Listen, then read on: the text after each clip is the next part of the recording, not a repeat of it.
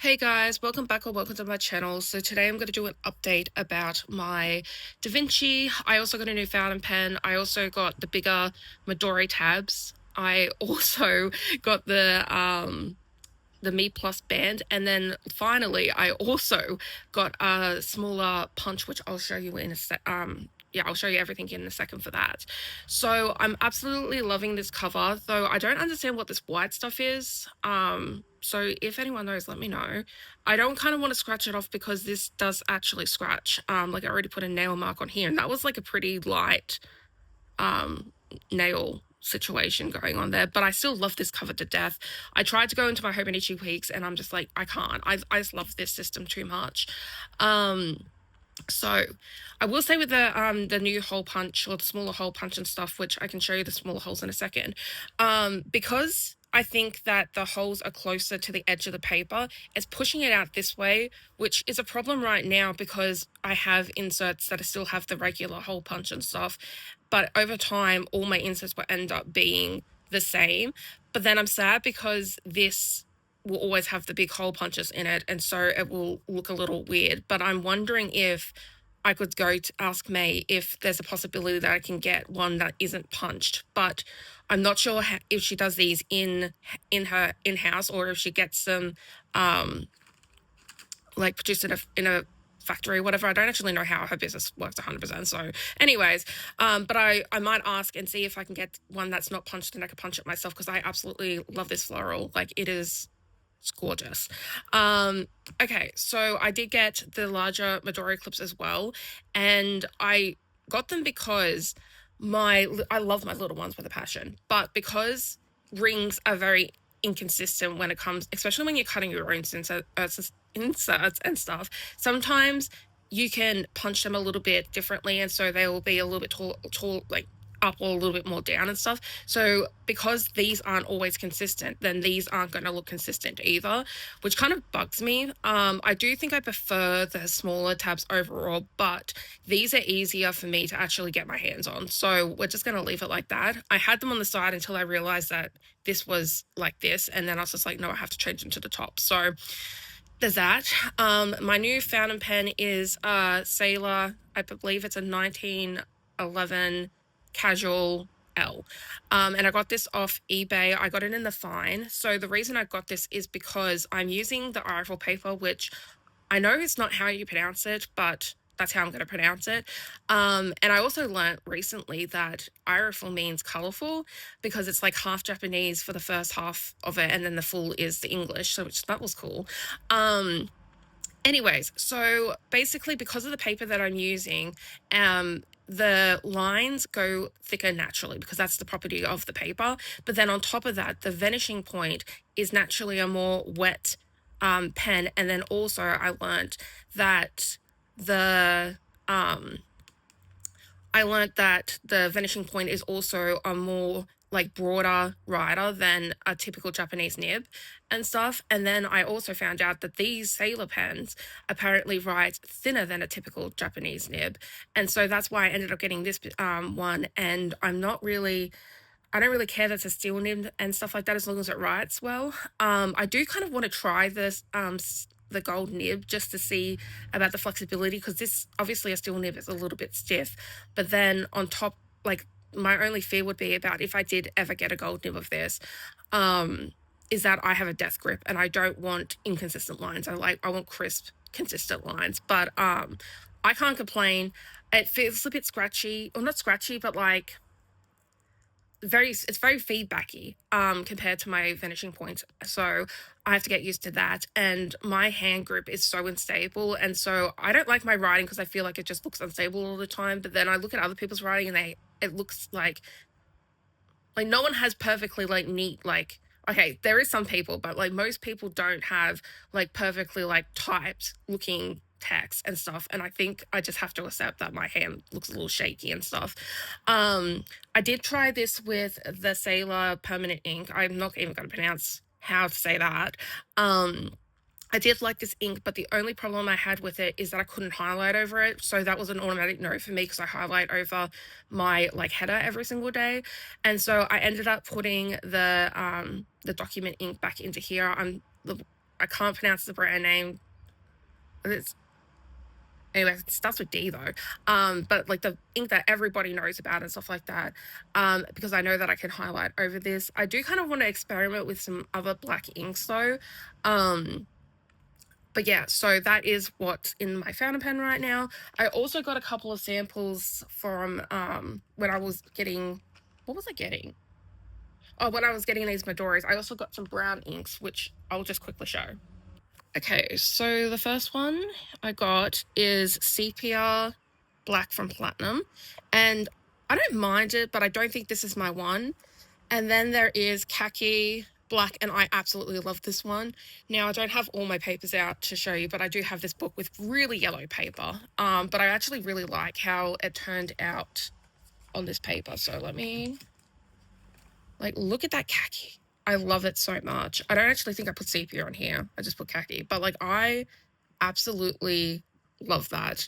And if I can get myself to just stop writing in black, because my brain is just, like, very OCD about it, I would be writing in khaki because it's so freaking pretty. So pretty. Anyways, so I got those inks. And that's the pen situation. Let me just... No, we'll just leave it out for now. Also, I still love this pen loop so much because when I'm writing, sometimes it gets in the way, and I just love that I can just tuck it away and it's out of my way. So anyways, I love the strap for the Me Plus, except for the only complaint I would have is that it came scratched, which this is going to scratch up over time anyway, so I'm like not too stressed about it, but like it just took me back a little bit. But yeah, so the actual planner is pretty much the same structure. So I've got to actually cut down some of these pages, like just slightly, because they are sticking, which is annoying. So I've got my monthlies, which are, maybe I need to take out some pages. I don't know. But yeah, I've got my monthlies in here, and then my weeklies have been going good. So I love these weeklies. I love the Hobonichi weeks, and I've been putting notes here, which has been working out so that I'm not just like wasting half a page. And this is this week. And I think I've got, I don't know how many more weeks I got, but anyways, but as you can see, I need to cut these pages down a little bit because they're sticking. And then I have, wait, let's just go. Yeah. So then I have my habit trackers and like sleep tracker and stuff like that. Yeah, there's just trackers. What am I on about? Anyways, so I did have this made in where I had everything pre-done, but I was running into the problem where I wanted to change things month to month, and so I decided to re-edit it again. I actually went really ham with, because there was like so many multiple lines on top of lines and stuff like that as well. I don't know why it was like that, but anyways, but now everything's like single layer, which I like. But yeah, I edited all that, and then I decided to leave this blank and just have the times pre-done and stuff like that. So I also put this line here, and I don't know whether I should in the future take it out because it's not matching these lines, but I like how clean this is. So there's that. And then, yeah, and then I just have my thing. So at the end of the month, I can see how many times I did things, how many times I half did things, how many times I didn't do things, and how many times I didn't track it all because I like forgot that day or whatever. And then I put wins and to improve in here just so that I can have like a little reminder for the next month and stuff. And yeah, and then so then I'm going into the next month. I still need to put the lines for like the week's end because that just helps me out. And yeah, so I've got a couple of those, and then I got my old ones, I think, back here. But yeah, these are what the old ones look like. And I love that this is neater, but yeah, I just changed too much. If I ever get consistent again with what I want over here, then I'll probably go back to that. But yeah. So for journaling, I only put a few pages in here. So then because I didn't want to put every single thing in here, but June was basically my paper/pen trial month. And so I started off with this cheap paper that I got from like probably, it was either Amazon or AliExpress, I think. Anyways, but I think I was also using my cheap Sailor dupe pen from AliExpress as well, and it broke. And so then I think I went to, I don't know what I went to after that. I'm not sure. Maybe, I think it was my Twisby. I think it might have been a Twisby, but I might be wrong. I went to my vanishing point. Anyways, so I was playing with this grid paper, and then I started playing around with lined paper, and I really liked lined paper. And then I went and tried but wait, I'm getting too distracted by my my own thoughts. And then I went to grid paper, and then I went back to, actually, I did, all my samples have like a lot of grid and stuff. But my ultimate decision was to stay with the grid paper. And then also, because I was playing around with all the fountain pens and stuff, I also played around with the Kikurio paper, because I could not settle on a pen at the time because I didn't have my new one. And I felt like this was writing too thick, and I just did not like it. I got a Kikuno, and I didn't like how thin it wrote. So yeah, I ended up going to the Kikurio paper temporarily to be able to use my finishing point until my sailor came. So yeah, and then I love this. I added a sticker because I ended up getting ink smears and stuff like that, but I think this is the day I got my sailor, yeah. And this is this ink and stuff, and I don't know, actually that smear is not too bad, but like you can see like it's a little smeary compared to like when I used my other ink. It's just nice and crisp. So anyways, so that was June. And then I started July. I still need to do the FIRSO and all that, but it was my sister's birthday yesterday, so I did a spread here, and then I had extra room on my printout, so I did I made a little clay pot, so I added that to yesterday's entry and stuff like that. But yeah, we'll see how I feel. This is with the document ink now, and I feel like it writes a little bit broader, but like I can't tell if I'm tripping out or not, because I don't know. I think it's pretty comparable. I don't know. I'm just all over the place when it comes to like, sometimes I'm just like, yeah, it looks the same, and then other times I'm just like, it looks a little thicker and stuff. So anyways, we'll see how it goes. I decided that I'm going to stick with the lime paper throughout the whole of July. So far, that's my plan. I like it. And these are also the smaller hole punches I was talking about. So I like it because the paper doesn't move around as much. And also, I feel like over time, I can't have an example. Actually, maybe one of these.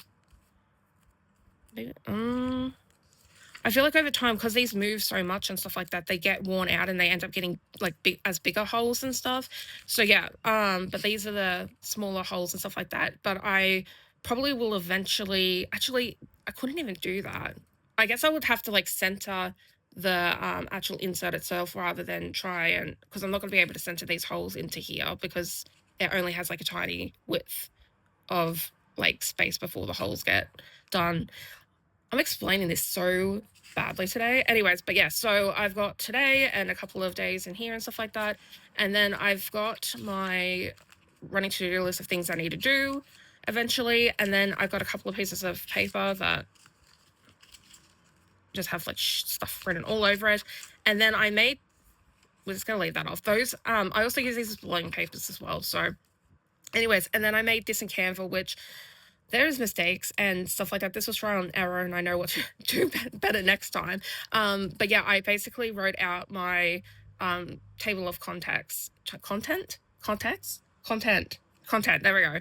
And then like how many exercises I need to do, or like activities I need to do for each topic and stuff like that for this unit and stuff. And then I also had spare paper left over from when I was cutting inserts, and so instead of wasting, I was like, I could use these for pen scratching and stuff, like as I do on this and stuff. And then yeah, and then I got the page lifter and my ruler, page lifter.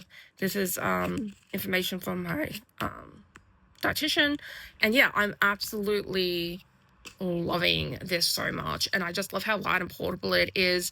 I do think that 13mm rings will probably be a better thing for me, but because I can't get like this style, like I can't get a DaVinci in 13mm rings, I don't think I could even put 13mm rings in here even if I wanted to.